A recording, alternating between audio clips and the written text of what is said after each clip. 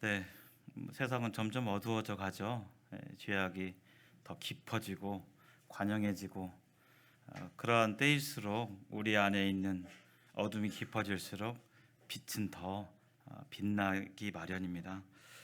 우리 안에 계신 그 영광의 빛을 이렇게 말세에 드러내는 우리 모두가 되었으면 좋겠습니다. 오늘 처음 행위를 가지라 다섯 번째 시간으로 우리가 가져야 할 예배의 자세에 대해서 한번 이렇게 교제 나누기를 원합니다. 제목이 풀타임 예배자이십니까? 인데 풀타임이란 말이 쉽게 안 다가오실 수 있는데요. 풀타임은 모든 시간 우리가 일요일만 나와서 하나님 생각하고 하나님 은혜 생각하고 또 내일 월요일이 되면 분주한 일상생활 가운데서 하나님 잘 이렇게 기억이 안 나고 잊어버리고 그런 것이 아니라 우리가 어디에 있든지 언제 어디서든 예배자의 그 마음을 가지고 예배의 삶을 살아가는 것, 이것이 이제 풀타임 예배자의 개념이 되겠습니다. 그거 아시고 한번 보시면 좋겠습니다. 나는 썬데이 예배자인가 풀타임 예배자인가? 썬데이 크리스찬이라고 들어보셨죠? 썬데이 크리스찬. 썬데이는 뭐죠? 일요일이죠. 일요일에만 믿는 자로서의 어떤 모습이 나오는, 예를 들어서 일요일에만 찬송 부르고 일요일에만 기도하고 일요일에만 이렇게 하나님을 찾고 추구하는 그런 모습이 보이는. 그런데 이제 월요일이 딱 시작되면, 아침부터 딱 시작되면 하나님이란 분은 내 머릿속에서 사라지고 그냥 바쁜 일상 가운데서 잊어버리고 살아가고, 기도하거나 하나님을 찬송하거나, 물론 뭐 소리내서 찬송할 수도 있고 흥얼거리면서 찬송할 수도 있고, 근데 잘 도무지 생각이 안 나는 그러한, 평일에는 완전히 잊고 살다가 그렇게 살다가 이제 또 주일이 되면 일주일 동안 그렇게 하나님 생각 안 하고 또 내 마음대로 사는 것에 대해서 하나님 앞에 나와가지고 그때 또 회개하고 또 이렇게 하나님 생각하고, 이런 패턴의 반복, 이게 이제 크리스찬, 썬데이 크리스찬의 개념이 되겠습니다. 제가 구원받기 전에 그런 생활이 좀 있었던 것 같아요. 예배당 나와서는 이렇게 찬양하고 기도하고 또 하나님 부르짖고 뭐 손들고 찬양하고 그랬었는데, 하루 월요일 딱 시작되면 그러려고 한 건 아니지만 하나님이 내 마음속에서, 내 머릿속에서 잊혀지고 생각이 잘 안 나고 말씀도 생각이 안 나고 그런 모습이 이렇게 있었습니다. 그러던 중에 이제 구원받고 이렇게 내 안에 성령으로 말미암아 하나님을 이렇게 예배할 수 있는 것이죠. 성령이 계시다는 것은 뭐죠? 성령은 일요일에만 성령께서 움직이시고 역사하십니까? 그렇지 않죠. 우리가 어디에 있든지, 홀로 있든지 여럿이 있든지 어떤 상황 가운데 있든지 성령은 우리를 떠나지 아니하시고, 성령께서 우리를 하나님께로 인도하시고, 성령께서 하나님의 은혜를 생각나게 하여 주시고, 성령께서 우리의 생각과 마음을 주장할 수 있는 것이 바로 진정한 새로운 피조물로서의 삶입니다.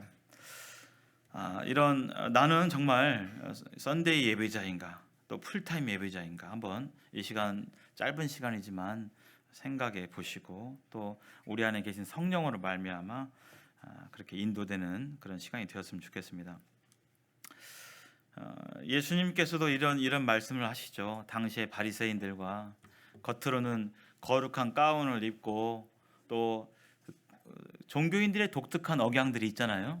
어떤 목회자분들은 그 억양 같은 게 있잖아요. 그 신령한 듯한 어떤 그런 겉모습적으로 그렇게 있었지만 하나님께서는 마음 중심을 보시기 때문에 이렇게 얘기하셨죠. 이 말씀, 이 시간에 말씀을 한 세네 번 정도 이렇게 낭독하겠는데요. 첫 번째 말씀입니다. 같이 소리내서 읽어보겠습니다. 시작. 이 백성이 입술은 나를 공경하되 마음은 내게서 멀도다. 사람의 계명으로 교훈을 삼아 가르치니 나를 헛되이 경배하는도다. 예수님께서 이렇게 말씀해 주셨습니다. 입술로는 하나님을 찾고 공경하지만 마음은 하나님께로부터 먼 그 마음 중심을 보신 거예요. 입술로 나를 공경한다. 근데 왜 공경하느냐? 그게 사람의 계명으로 이렇게 되었어요. 어디에 가면 그게 그렇게 하지 않으면 사람들 눈치 보이고 또 그렇게 하지 않으면 뭔가 이렇게 되지 않기 때문에 사람들이 만들어 놓은 어떤 형식과 틀과 제도 안에서 그렇게 하는 것이죠. 그러나 마음은 실상 없는 하나님께서 그러한 예배, 그러한 경배는 헛된 경배다라고 하나님께서 이렇게 말씀하십니다. 제가 구원받기 전에 다른 교회를 이렇게 다녔잖아요. 그래서 금요일 날 제가 좀 감성적이고 하다 보니까 찬양을 더 음악을 좋아하고 금요일 날 11시부터 새벽 1시까지 보통 이런 다른 교회들은 철야 예배를 합니다. 철야 예배. 근데 그 철야 예배의 주된 내용은 뭐냐면 찬송이에요. 1시간 동안 계속 찬양하면서 설교하고 그 중간에 기도도 하고. 그래서 찬양 가운데 어떤 이는 울기도 하고 막 손을 일어서서 이렇게 몸을 떨면서 막 고백하기도 하고. 저도 그랬습니다. 저도 이제 갔는데 이렇게 신령한 듯하게 보이는 그런 분들은 막 울면서 기도하고 막 하는데 저렇게 해야 믿음이 좀 좋은 것처럼 보이는갑다. 해가지고 저도 그렇게 따라서 조금 그랬지만 그래도 이렇게 했었어요. 그리고 그렇게 기도하고 그 당시에는 하나님이 내 그냥 그 가슴팍에 탁 있는 것 같고 계신 것 같고 하나님과 그냥 내가 그냥 하나님의 자녀이고 그런 느낌이 확 들고 이 세상 아무것도 부럽지도 않고 너무나 기쁘고. 근데 금요일 날 1시가 돼서 이제 끝나고 그때는 제가 청년이었으니까요. 악기들 앰프들 다 창고에 갖다 놓고 날르고 그렇게 하고 집에 돌아오고 딱 집에 딱 문 열고 딱 들어오면 하나님 아까 가슴팍에 있었던 하나님이 가슴팍이 아니라 어디 가셨어요. 또 이제 집에 오면 아까 불과 몇 시간 전에 예배당에서 느꼈던 어떤 그런 마음들, 감정들 많이 날아가고 집에서 또 이렇게 혼자 공허하고 외롭고 또 내 자신의 어떤 그런 마음 상태를 살피면서 이게 정상인가? 이게 맞나? 의문점을 가지면서 수 없는 세월을 보냈던 것이 기억이 납니다. 하나님께서 우리의 마음을 중심을 보시죠. 그래서 하나님이 우리의 영혼의 부모님이신 것처럼 우리가 부모 자녀 간에도 그런 마음들이 있잖아요. 부모님에게 자녀들이 있는데 어떤 자녀는 부모님께 출가한 뒤에 찾아뵙는 시간들이 있죠. 뭐 어떤 자녀들은 수시로 부모님께 찾아뵙는 분도 계시고 그렇지 않은 자녀들도 있습니다. 이 세상 가운데서도요. 그런데 이날만큼은 찾아뵙죠. 어떤 날이요? 5월 8일 어버이날, 그다음에 생신 이런 날은 그래도 좀 이렇게 대부분 그렇잖아요. 그렇게 찾아뵙고 그러잖아요. 어떤 자녀가 이제 그렇게 뭐 일정 부분 부모님을 돕기도 하고 또 어버이날 또 생신 때 이렇게 찾아뵈어서 식사도 이렇게 사드리고 하는데 평상시에는 전혀 관심이 없어요. 부모님께 전화 한 통도 없고, 관심 있으면 전화를 하게 되겠죠. 전화 한 통도 없고 부모님이 아프든 뭐 어떤 사고가 났든 관심이 없어요. 부모님께 부모님 생각이 없어요. 그런데 어버이날 그때는 그래도 찾아와요. 불효막심한 자식은 아니겠지만 어떠십니까? 내 자녀가 나중에 돼서 어버이날 이럴 때는 항상 잊지 않고 하긴 하지만 평상시에는 전혀 관심이 없어요. 그냥 부모님이 무엇을 걱정하시는지 근심하시는지, 내가 요새 어떤 마음 가운데 부모님께 몸과 마음에 일어나는 변화, 노년기에 생기는 변화에 대해서 이렇다 저렇다 뭐 듣지도 않고 관심도 없다 치면 진정한 그게 효자이겠습니까? 효녀이겠습니까? 근데 반면에 드리는 것은 많이 없지만 수시로 부모님 생각하고 전화 어떠십니까? 잠은 잘 주무세요? 드시는 건 잘 드세요? 오늘 뭐 드셨어요? 지금 뭐 하세요? 부모님께 몸과 마음에 관심을 가지고 수시로 부모님 생각하는 거죠. 어떤 자녀가 내 자녀가 어떤 자녀가 되었으면 좋겠어요? 전자요, 후자요? 후자겠죠. 어버이날 식사 사는 거 그것도 좋습니다만은 평상시에 부모 생각하는, 부모를 헤아리고 생각하고, 그건 뭐예요? 부모의 그 부모란 존재가 어디에 있는 거예요? 마음에 있는 거잖아요. 애지중지하게 키웠던 자녀가 출가시켜줬더니 이제는 그냥 뭐 1년에 딱 2번 그렇게 뭐 형식적으로 뭐 밥 사드리고 뭐 좀 하고, 뭐 그렇지 않은 날에는 전혀 관심이 없고 전혀 연락도 없고 전화도 안 하고 한다 치게 될 때 얼마나 그 부모의 마음이 한편으로 이렇게 씁쓸하시겠습니까? 그래서 세상에서는 그 자녀 키워봤자 다 헛것이요, 이렇게 고백하는 사람들이 꽤 많잖아요. 그것이 뭐 이렇게 하나님 앞에서도 동의를 하겠죠. 우리가 일요일에만 예배 드리고 생각하고 주님 은혜 기억하고 십자가 은혜 생각하고 이렇게 하고, 또 월요일부터 시작되는 평일 동안에는 하고 있는 일들로 인해서 싸그리 잊어먹고, 물론 이렇게 먹고 싶어서 잊어버리겠습니까? 나도 모르게 살다 보니까 하나님이 잘 생각이 안 나고 이렇게 그렇게 될 수 있다는 것입니다.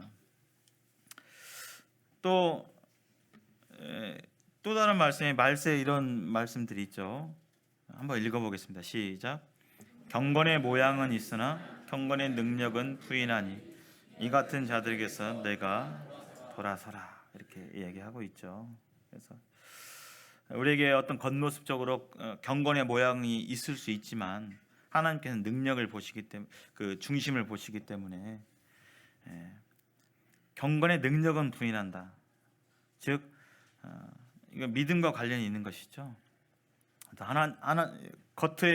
겉으로 보이기에 하나님 섬기는 듯 하지만 마음은 하나님께서 멀어져 가는 먼 상태에 있는 그런 것들을 꼬집습니다. 그래서 하나님께서 무엇을 바라시는가, 이 시대에 우리가 겉모습적인 것들은 있잖아요.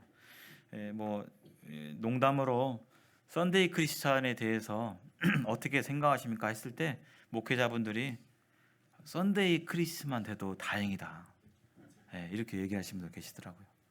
왜요? 일요일에도 안 나오는 사람, 요새는 일요일도 안 나오는, 그냥 기독교에 적은 두지만 일요일에도 안 나오는 사람들이 부지기로 많기 때문에 그런 얘기를 이렇게 한다고 합니다. 하나님께서는 일요일뿐만 아니라 우리가 가정에 있을 때에도, 또 직장에 있을 때에도, 학교에 있을 때에도, 1교시 국어 시간에도, 3교시 수학 시간에도 하나님께서는 우리의 모든 삶의 순간에 그분의 말씀대로 순종하는 예배의 삶을 이렇게 원하시고 바라십니다. 물론 그것이 구원받은 이후에 곧바로 그렇게 되는 것은 아니겠죠. 그런데 경건의 훈련을 하고 우리가 향방 없이 신앙생활을 하는 게 아니기 때문에, 우리가 왜 성경을 배우고 주님을 섬기는가, 우리의 신앙의 목표가 뭔가, 바로 그런 일요일에만 국한되는 신앙인이 아니라 우리가 어디에 있든지 어느 시간에 있든지 또 무엇을 하든지 간에 그런 진정한 삶의 예배자의 그런 성숙한 삶으로 나아가기를 하나님께서 바라시는 것을 살펴볼 수 있습니다. 그런 측면에서 예배란 뭐 원어적으로 뭐 이런 여러 가지 뜻이 있겠지만 저는 키를 좀 잡아서 이 얘기를 좀 해드리고 싶습니다.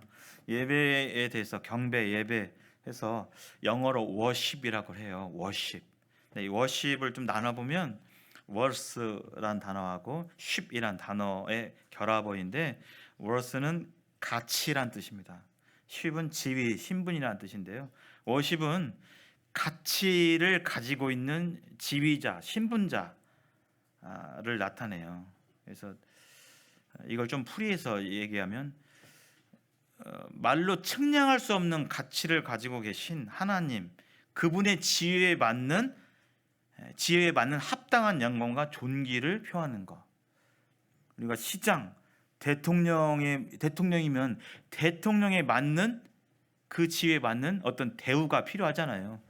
그래서 그런 것처럼 하나님께 대한 합당한 영광과 존경을 표하는 것, 이것이 바로 예배의 어떤 또 다른 영어적인 관점이 되겠습니다.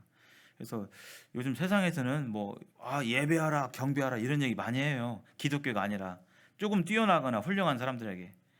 예를 들어서 손흥민 같은 사람들이 축구 선수가 막 골을 한 3골 넣었다. 그러면 막 댓글에 경배하라 막 하거든요. 예. 칭찬하라 그런 것이겠죠. 그래서 이 예배라는 것은 그 가치를 가진 지휘자에 대해서 모르고서는, 알지 못하고서는 예배를 할 수가 없습니다. 손흥민에 대해서 사람들이 막 칭송하는데 뭐라고 칭송해요? 무슨 클래스라고요? 월드 클래스다. 뛰어나다. 손흥민은 양발잡이다. 그래서 막 공이 어디서 오든 이렇게 한다 하여튼 거기다 인성도 좋다 하면서 막 칭송합니다. 그래서 알아야 예배가 되는 것이에요. 그래서 하나님께 대해서 우리가 지적으로 아는 것뿐만 아니라 경험적으로 하나님께 대해서 내가 하나님에 대해서 경험적으로 아는 게 무언가, 내가 하나님에 대해서 경험적으로 경험하고 이해하고 하나님에 대해서 어떻게 알고 있는가, 그것이 풍성하면 풍성할수록 우리의 예배는 풍성해지고 깊어질 것입니다. 반면에 하나님께 대해서 아는 게 없다면, 경험적으로 아는 게 없다면 할 수가 없는 거예요. 예배합시다. 우리가 예배에 집중합시다. 잘 안 되는 것입니다. 그래서 경험적으로 알게 될 때 우리는 이러한 예배를 할 수가 있게 되죠. 근데 알지 못하면 거기에 대해서 할 수가 없습니다. 직장생활, 가정생활 가운데 참기 힘든 모욕들이 있죠. 어떤 것들은 좀 참을 수 있는데 어떤 것은 참기가 어렵습니까? 어떠세요? 저는 참기가 좀 어려운 부분들이 뭐냐면 존재에 대한 부정이 있죠. 저는 학교에서 교사잖아요. 학생들이 저를 교사로 안 봐요. 예를 들어서 교사로 안 보는 자세와 태도를 가져요. 참기가 어려워요. 예를 들어서 실수로 졸거나 하면 참을 수가 없다, 이건 아니지만 저 학생이 나를 대할 때 나를 어른으로 보지 않고 선생님으로 인정하지 않게 될 때, 물론 그런 일들은 거의 일어나지 않습니다만은 그러한 태도를 취하게 될 때 참을 수가 없습니다. 가정에서 자녀들이 부모를 부모로 인정하지 않아요. 뭣도 못해요. 뭘 잘해. 이게 능력을 부정하는 것이 아니라 존재 자체를 부정하게 될 때 참기가 어려운 거예요. 하나님이란 존재에 대해서 우리가 하나님의 영광에 걸맞는 합당한 자세와 태도를 취하지 않게 될 때 하나님께 대해서 그것이 불경이요, 또 만홀히 여기는 그것이 될 것입니다. 예배는 이와 같이 마땅히 예배드리기 합당한 그러한 분에게 마땅한 영광과 존귀를 드리게 되는 것이죠. 예배는 우리를 창조하신 목적, 우리가 존재하는 목적, 살아가는 목적 중에 하나이고 또 구원받은 목적 중에 하나입니다. 이사야 43장 말씀 보시면 이 백성은 내가 나를 위해 지었나니, 나를 뭐하게 하려고요? 말을 찬송하게 하려고. 저와 여러분을 하나님께서 창조하신 목적은 예배를 받으시기 위해서 우리를 창조하셨다는 것입니다.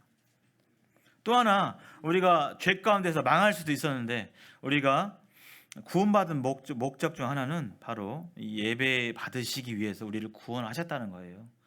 에베소 1장 3절에 보시면 찬송하리로다 하나님 곧 우리 구주 예수 그리스도의 아버지께서 우리를 그리스도 안에서 하늘에 속한 모든 신령한 복을 우리에게 주시되, 복을 주셨어요.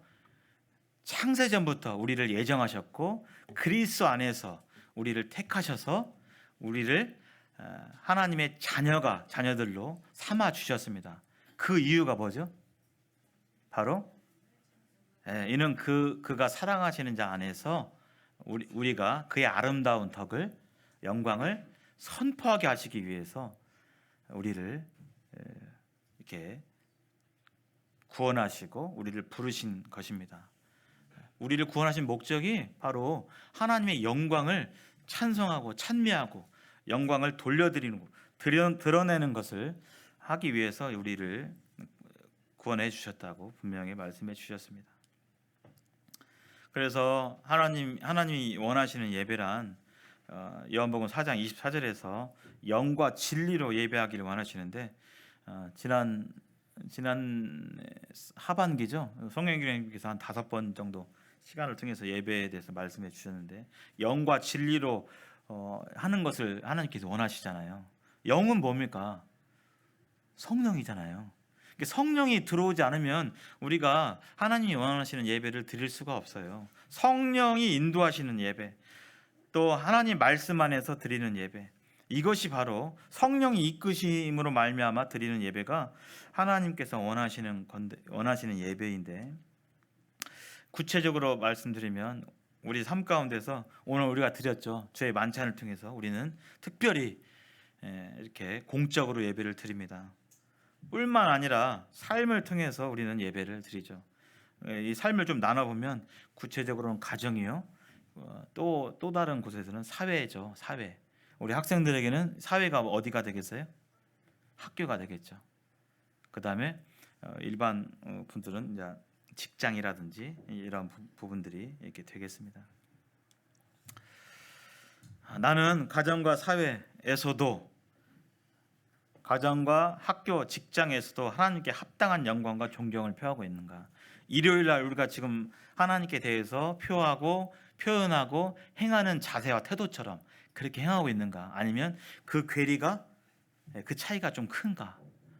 우리 한번 되돌아보셨으면 좋겠습니다. 하나님께서는 일요일뿐만 아니라 어디서든 또 어디에 있든지 간에 또 언제든지 그러한 합당한 영광과 존경을 받으시기 합당한 분이십니다. 첫 번째로 이제 만찬 예배인데요. 만찬 예배의 주인공은 누구시죠? 주인공은 누구십니까? 하나님이시죠. 하나님, 성부 하나님, 성자 하나님, 그 성자 예수님이시죠. 만찬 예배는 바로 온전히 그 주님을 생각하는, 주님께 집중하는 그러한 시간입니다. 그래서 우리가 찬송 가운데서 이런 침례 받을 때 그런 찬송을 했잖아요.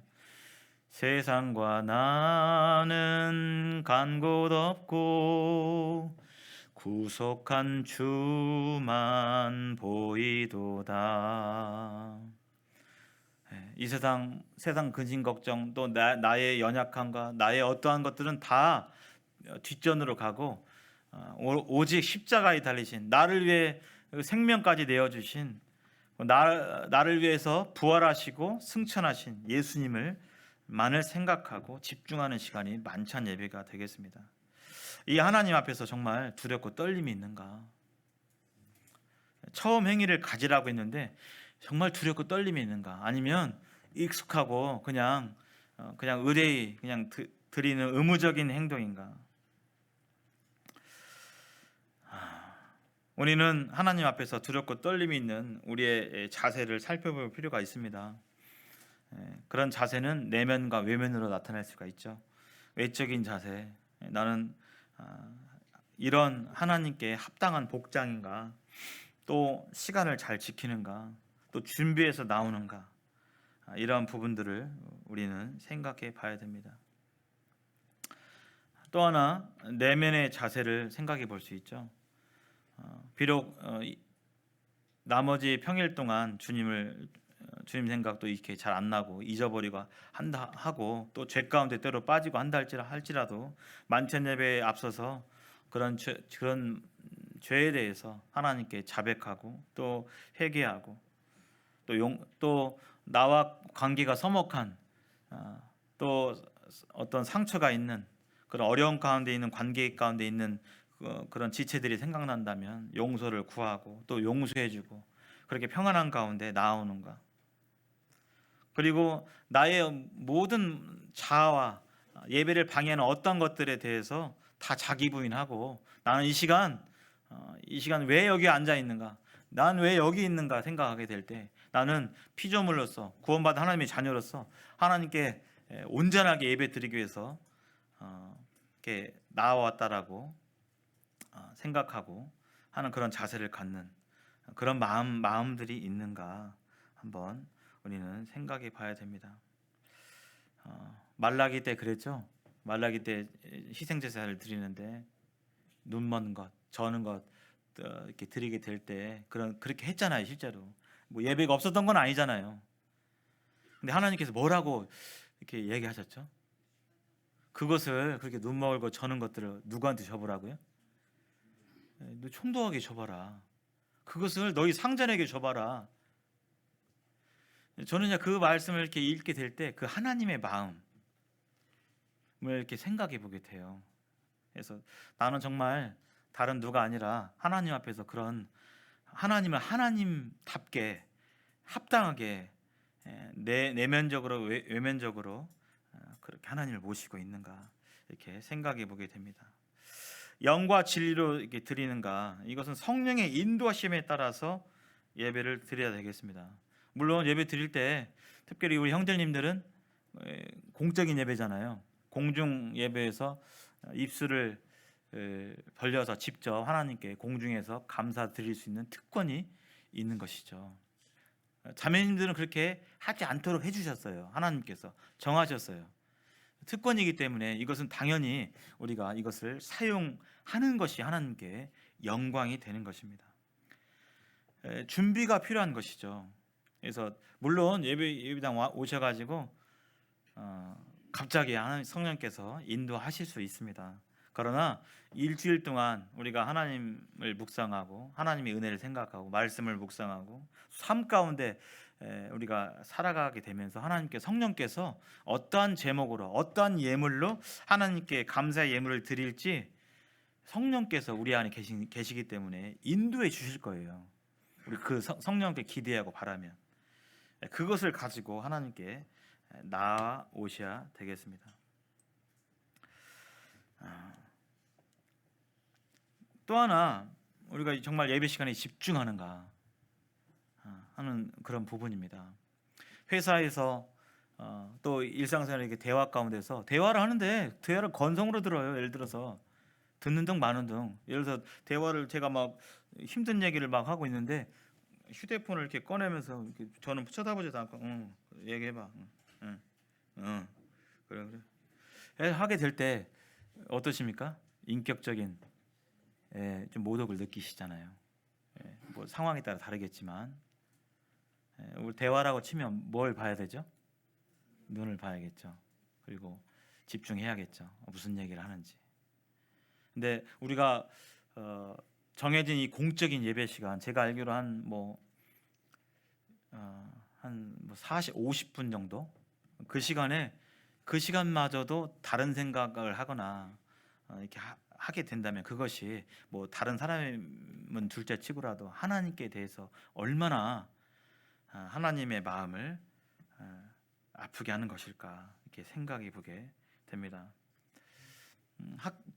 지금도 그래요. 저는 생활을 통해서 하나님의 마음을 헤아려 보거든요. 학교에서 잘 용납이 안 되는 아이들,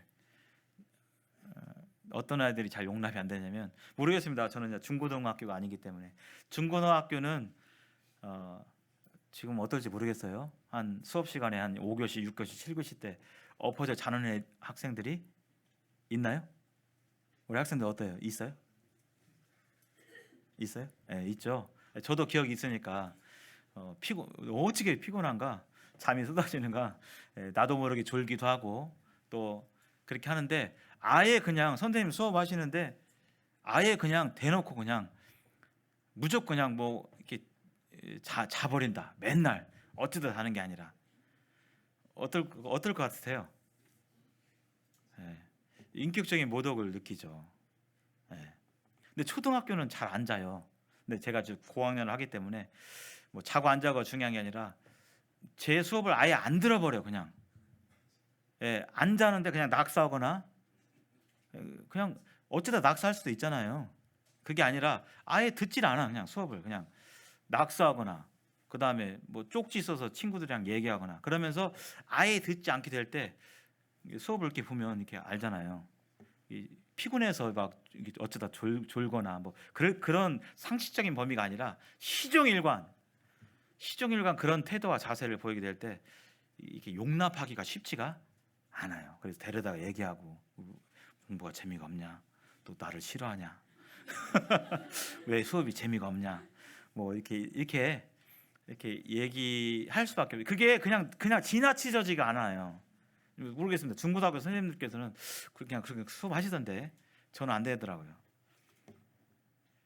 그래서 일단 그렇게 하는데 하나님 앞에서 우리 마음이 정말 집중하는가, 아니면 오늘 주일 끝나고 뭐 할 생각, 막 이런 스케줄 생각, 무슨 뭐 이렇게 하면서 집중하지 못하는가.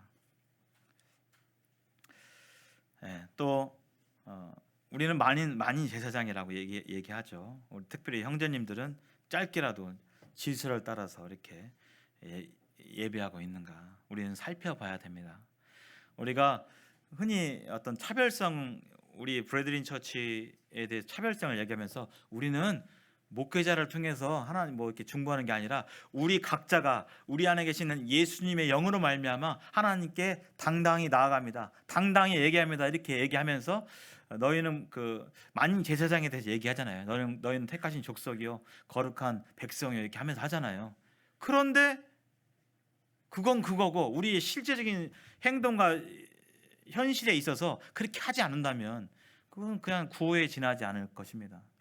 우리가 그것이 순종되어질 때, 그 순종을 통해서 지켜지게 될 때 비로소 우리가 진리 가운데 순종하고 있다라고, 그 진리를 알고 있고 소유하고 있고 순종하고 있다라고 말할 수 있을 것입니다. 만찬 예배 시간에 하나님을 기억하고 감사 찬미하고 그분의 성품과 베푸신 은혜에 대해서 우리가 경험적으로 알고 그렇게 하게 될 때 얼마나 풍성한 예배가 되겠습니까? 저는 찬송 부를 때 이런 찬송 있잖아요. 하늘을 두루마리 삼고 바다를 먹물 삼아도 한없는 하나님의 사랑 다 기록할 수 없겠네.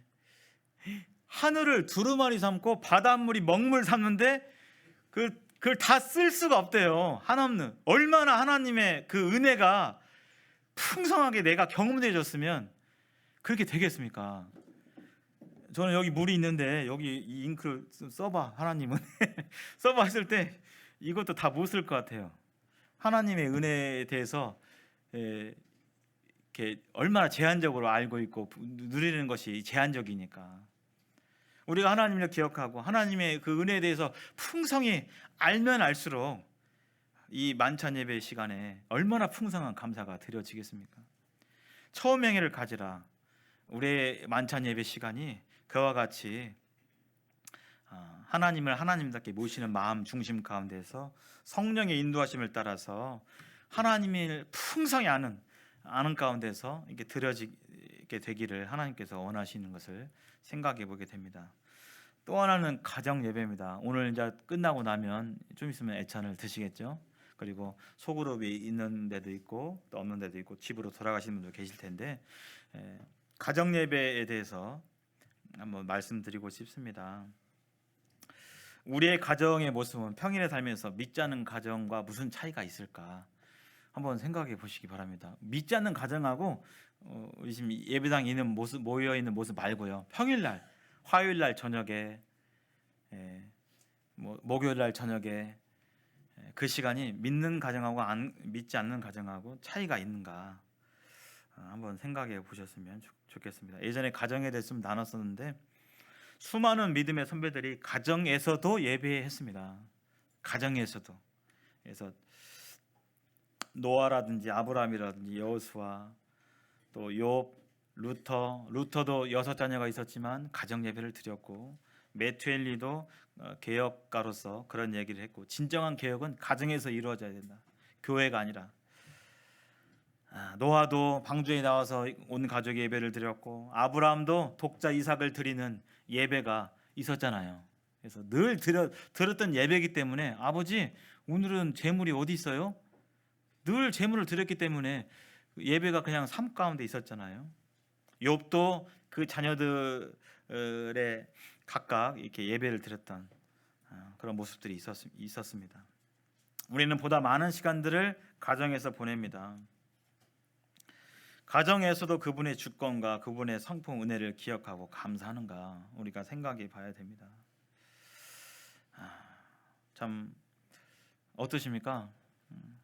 가정에서도 하나님 말씀을 보고 또 하나님 말씀에 따라서 기도하고 예배하고 찬송하고, 그것이 매일은 아닐지라도 또 매주는 아닐지라도 정기적으로 그렇게 하고 있는가, 우리는 생각해 봐야 됩니다.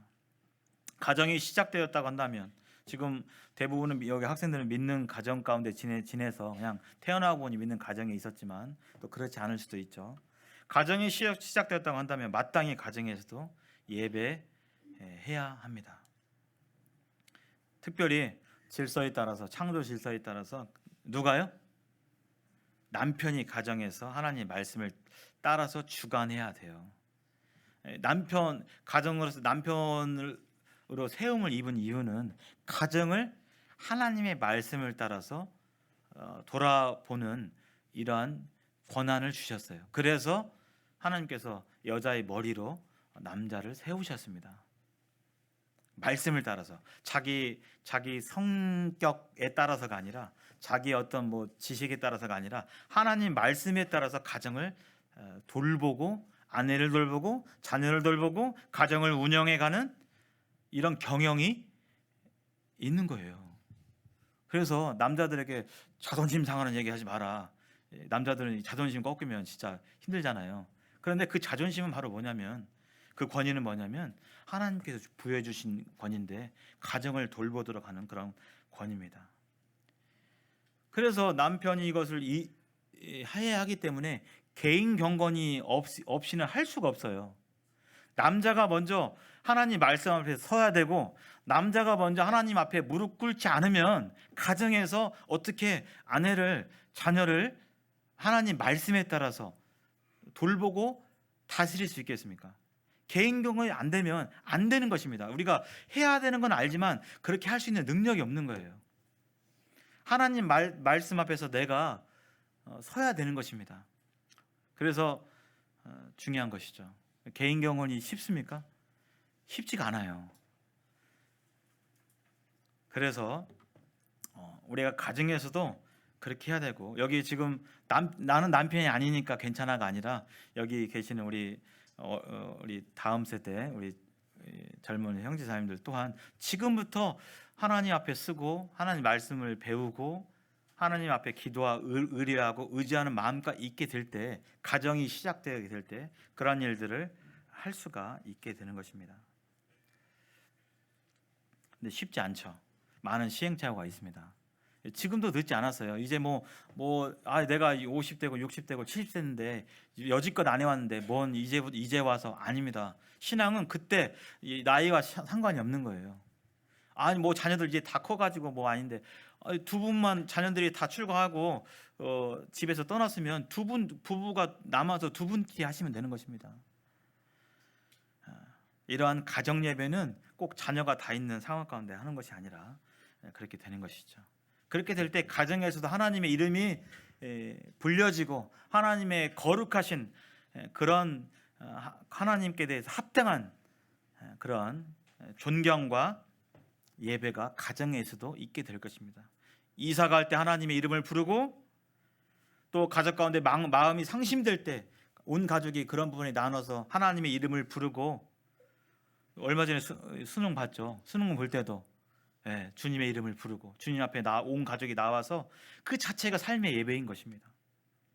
수학여행 갈 때도 주님께 안전을 구하고, 가족들이 놀러 가게 될 때에도 차 안에서 우리 잠깐 기도하자, 하나님께 우리의 안전을 맡기자, 그런 자그마한 기도, 하나님 나아가는 것, 밥 먹을 때 당연히 마찬가지죠. 그렇게 삶 가운데서 하나님의 이름을 부르고 하나님을 의지하고 나아가게 될 때 그 자체가 삶의 예배가 될 수 있는 것입니다. 또 하나 삶 가운데 예배인데요. 이 말씀 한번 읽어보겠습니다. 시작. 너희는 택하신 족속이요 왕 같은 제사장이요 거룩한 나라요 그의 소유가 된 백성이니 이는 너희를 어두운 데서 불러내어 그의 기이한 빛에 들어가게 하신 이의 아름다운 덕을 선포하게 하려 하심이라. 여기 아까 에베소 1장 3절에서 6절 말씀하고도 동일한 비슷한 말씀이에요. 우리를 불러내신 이유가 뭐냐면 아름다운 덕을 선포하게 하기 위해서. 교회에서만 뿐만 아니라 또 가정에서만 뿐만 아니라 어디에서도요? 바로 직장에서도, 이웃 가운데, 내가 어디에 있든지 그렇게 하는 것입니다. 오늘 이렇게 예배하고 말씀 듣고 속으로 모이고 이것은 주님의 일이고 주님께 기뻐하는 일이고, 내일 우리가 직장에서 각자 맡은 일을 하고 주부가 가정 일하고 이것은 또 세상 일이고 이렇게 나눠지는 것이 아닌 것입니다. 그것도 주님 일인 것입니다. 주님 일인 거예요. 고린도서 10장 31절에 너희는 먹든지 마시든지 무엇을 하든지 간에 다 하나님의 영광을 위해 하라고 그랬습니다. 먹든지 마시든지 직장에서, 저는 학교에서 학생들을 가르치고 또 우리 형제자매들은 누구는 이렇게 장사로 또 무엇을 만드는 일로 사람 상대하는 일로, 그것도 다 주님 일인 것입니다. 사람을 만나는 것, 이방인들을 만나서 세일즈 하는 것도 그 자체가 예배인 거예요. 하나님의 영광을 위해서 한다면, 우리 마음 중심에 나는 이 일을 돈 벌기 위해서 경제활동을 하기 위해서가 아니라 하나님의 영광을 위한 하는 분명한 마음의 확신이 있다면 그 마음으로 드리는 그런 삶이 예배가 될 것입니다.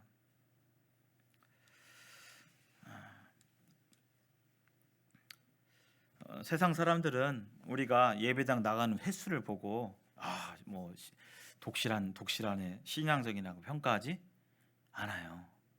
예배당은 나가는데, 교회는 가는데 자기 일에 불성실하고 그렇게 되면 어떻게 인정을 해주나요?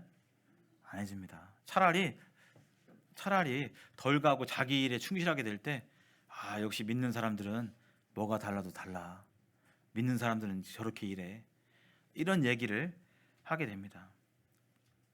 회사에서 쉬운 일만 하라고, 누가 봐도 딱 보면 보이잖아요. 이거 누구나 다 하기 싫은 일, 맡기 싫어하는 일, 누가 봐도 그런 일들에 대해서 피하고 안 하고, 그렇게 될 때 누가 우리가 우리 안에 있는 빛을 보겠습니까? 안 믿는 사람과 똑같이 세상 상사들 뭐 이렇게 불평하고 원망하고 또 상사들 뒷담화한다면 누가 그런 우리들을 보고 우리 안에 있는 그 거룩하신 하나님의 빛을 보겠습니까? 우리 학생들, 우리가 믿는 자로서 학교에서 자신의 일을 물론 뭐 최선을 다 해도 그 능력에 따라서 성적이 다를 수는 있습니다. 그러나 우리가 안 믿는 사람과 똑같이 그냥 아예 불성실하고 수업 시간 학교에 결석하고 특별한 이유 없이 결석하고, 그 다음에 또 과제 같은 것도 잘 안 하고 게을러서 안 하고 하기 싫어서 안 하고, 그렇게 한다면 어떻게 다른 세상 친구들이 우리 안에 계신 예수님을 바라보겠습니까?